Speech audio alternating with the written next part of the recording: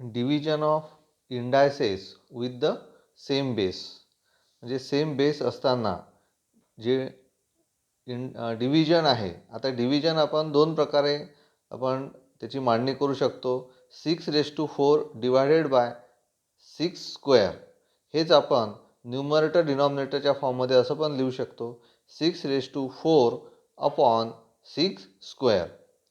आता आपण 6⁴ म्हणजेच 6 जो आहे हा 6 आपण 4 times multiplied by 1 2 3 4 upon 6² means 6 into 6. आता आपण याचे जर भाग तोडले तर 6 1 जा 6 1 जा 6 1 जा 6 1 जा म्हणजेच आता इथं 2 6 राहिलेले आहेत म्हणजे 6 इंटू 6 आणि 6 इंटू 6 म्हणजेच इंडेक्स फॉर्ममध्ये 6².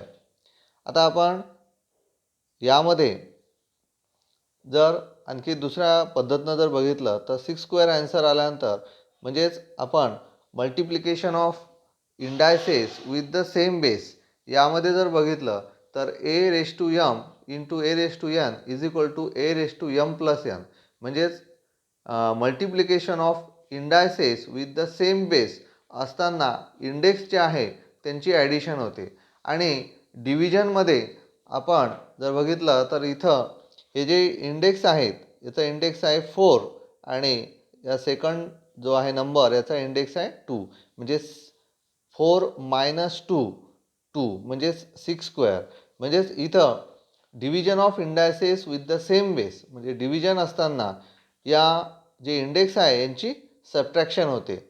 परंतु त्यासाठी बेस सेम असणं महत्त्वाचं आहे. तसं सेकंड एक्झाम्पल आपण बघू. -2⁵ डिवायडेड बाय -2³ आता यामध्ये आपण -2⁵ आता या न्यूमरेटर डिनॉमिनेटर फॉर्ममध्ये आपण लिहिलं -2 इंटू -2 इंटू -2 इंटू -2 इंटू -2 म्हणजेच 5 times 1 2 3 4 5 upon -2³ means -2 3 times multiplied by. आता आपण हे जे आहेत याला हे कट होतील, याला हे कट होतील आणि याला हे कट होतील डिवाइड केल्यानंतर म्हणजेच आपण राहिलं -2 इंटू -2 म्हणजेच -2².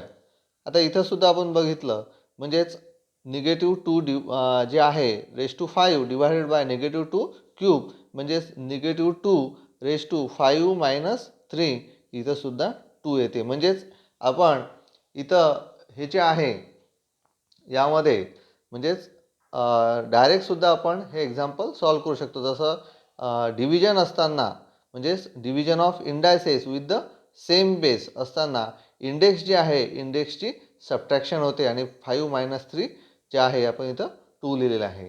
आणि यावरून आपल्याला जो रूल आहे जसं आपण फर्स्ट रूल पाहिला होता a⁴m into a⁴n is equal to a⁴m plus n जो मल्टिप्लिकेशनचा रूल होता तसाच डिव्हिजनचा रूल आहे म्हणजे a⁴m divide by a⁴n is equal to a⁴m - n किंवा आपण न्यूमरेटर डिनॉमिनेटर फॉर्ममध्ये जरी लिहिलेलं असलं a⁴m अपॉन a⁴n म्हणजेच हे डिवायडेड बायचा is equal to a⁴m - n.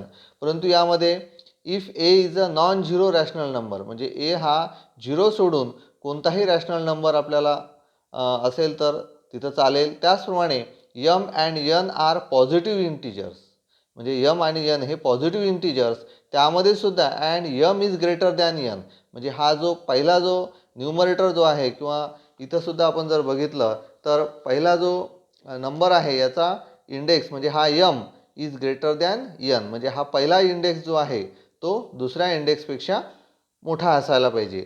आणि याच पद्धतीनं आपण हे जे एक्झाम्पल्स आहेत जसं आता b⁵ divide by b² is equal to b⁵ - 2 means b⁵ म्हणजेच क्यूब ऑफ b. म्हणजे अशा प्रकारे आपण हा जो फॉर्म्युला आहे या फॉर्म्युल्याचा यूज करून आपण हे एक्झाम्पल सॉल्व करू शकतो. जसं 3/7 (7) डिवायडेड बाय 3/7². आता इथं बेस सेम आहे डिव्हिजन आहे तेव्हा इंडेक्सची काय होणार सबट्रॅक्शन होणार 7 - 2 5 म्हणजे आपल्याला एक्झाम्पल सॉल्व करताना हे रिपीट जर आपण केलं तर आपल्याला तो रूलसुद्धा लक्षात येईल. डिव्हिजन आहे आणि बेस सेम आहेत, तेव्हा इंडेक्सची सबट्रॅक्शन 9 - 4 5 आपण प्रॅक्टिस झाल्यानंतर असं डायरेक्ट पण आपण लिहिणार. त्यानंतर 8⁴ डिवाइड बाय 8⁴ म्हणजेच आता इथं आपण जर बघितलं 8⁴ - 4 0 किंवा आपण यामध्ये a⁷ डिवाइड बाय a⁷ म्हणजेच 7 - 7 सुद्धा 0. आता इंडेक्स 0 आल्यानंतर याचा जो अर्थ आहे the meaning of a⁴, the meaning of a⁴ if a is not equal to 0 म्हणजेच 0 सोडून कोणताही रॅशनल नंबर असेल तेव्हा.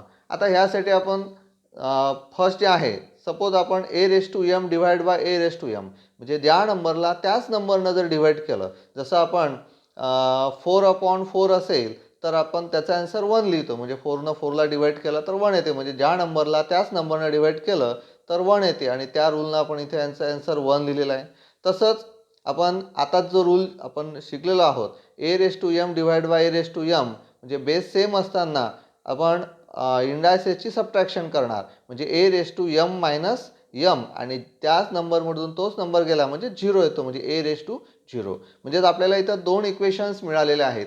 आता पहिले इक्वेशन जे आपण हे मिळवलं a⁻m/a⁻m इज इक्वल टू 1 आणि a⁻m/a⁻m is equal to a⁻0. आता या दोन्ही इक्वेशनच्या जर बघितल्या तर ह्या लेफ्ट हँड साईड ज्या आहेत ह्या इक्वल आहेत. म्हणजेच राईट हँड साईडसुद्धा इक्वल आहे. म्हणजेच a⁻0 इज इक्वल टू 1. जसं आपण इथं 4 + 2 इज इक्वल टू 6 आणि 3 + 3 इज इक्वल टू सुद्धा 6 होतात.